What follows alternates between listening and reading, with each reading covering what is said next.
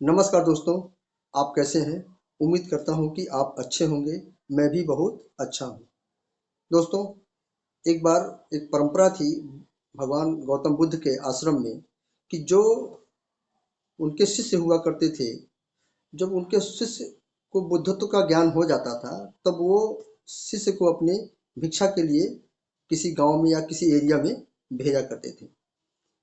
तो उसमें एक उनके यहाँ 7 से 8 साल पुराना एक शिष्य था, उसको कभी भगवान गौतम बुद्ध ने नहीं भेजा।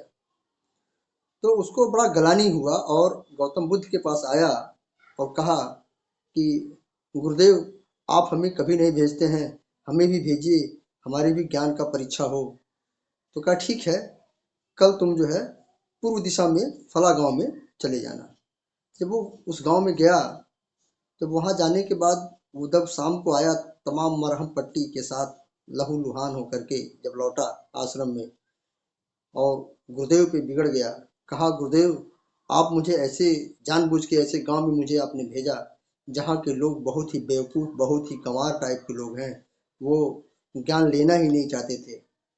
बड़े मुश्किल से एक आदमी मिला और कहा कि ऐसे नीचे ज़मीन पे फेंक दिया, कहा कि ले जाओ, तो कृपया वहाँ हमें अब दोबारा ना भेजें। हाँ, एक मौका मुझे और दें, किसी और दिशा में जाने के लिए किसी और गांव में आप मुझे भेजें। मैं आपको अपने ज्ञान का पूरा प्रदर्शन करके दिखाऊंगा कि मेरे अंदर भी ज्ञान हो गया है।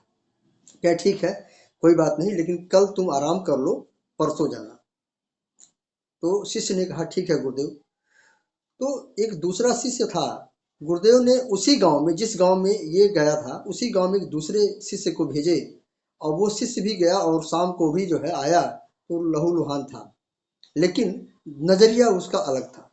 उसने कहा, गुरुदेव, उस गांव के लोग बहुत ही भोले भाले हैं, इतने भोले भाले हैं कि कुछ समझते ही नहीं हैं, प्यार उड़ेलते हैं। और एक आदमी हमको मिला और कहा, जमीन पे भिक्षा डाल के कहा कि ले जाइए। उसके बाद जब हमने भिक्षा को उठाया और हमने उसको आशीर्वाद दिया कि आपका कल्याण हो, तो उस आदमी के अंदर दया आया। उसने कहा कि मैं तो आप सामने भिक्षा फेंका और आप हमको आशीर्वाद, उल्टा कल्याण का आशीर्वाद दे रहे हैं। कि देखिए, आपका अपना काम है, मेरा अपना काम है। हमने आपको दिया क्योंकि आपने हमें दान दिया, इसलिए हमें आपको कल्याण का आशीर्वाद देना ही चाहिए। हमने अपना फर्ज निभाया, आपने अपना फर्ज निभाया। ये कह के मैं वहाँ से निकला, तो मैंने देखा एक गांव में एक बालक था।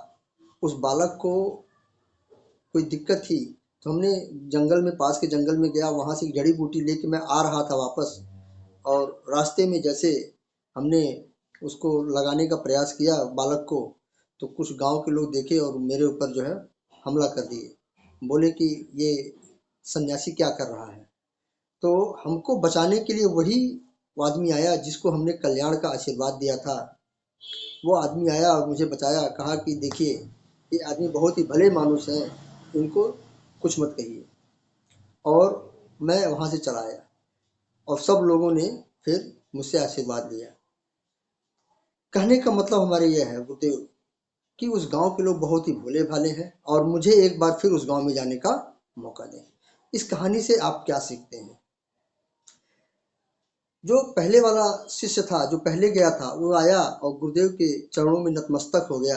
कहा, गुरुदेव, मुझे क्षमा करिए, आपने ज्ञान तो मुझे दिया, लेकिन मेरे अंदर जो अहंकार था वो नहीं गया, इसी वजह से मुझे जो है वहाँ के लोगों ने हमला किया।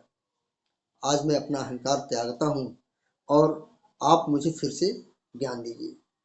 इस कहानी से दोस्तों हमें क्या सीख मिलती है? इस कहानी से हमें ये सीख मिलती है कि हमें अपने अंदर अहंकार नहीं लाना चाहिए। जो भी हो वो सीखने का प्रयास करें, अहंकार को एकदम बिल्कुल त्यागें, तभी हम जीवन में कुछ कर पाएंगे, तभी हम जीवन में आगे बढ़ पाएंगे। कर दिखाओ ऐसा कि दुनिया करना चाहे आपके जैसा।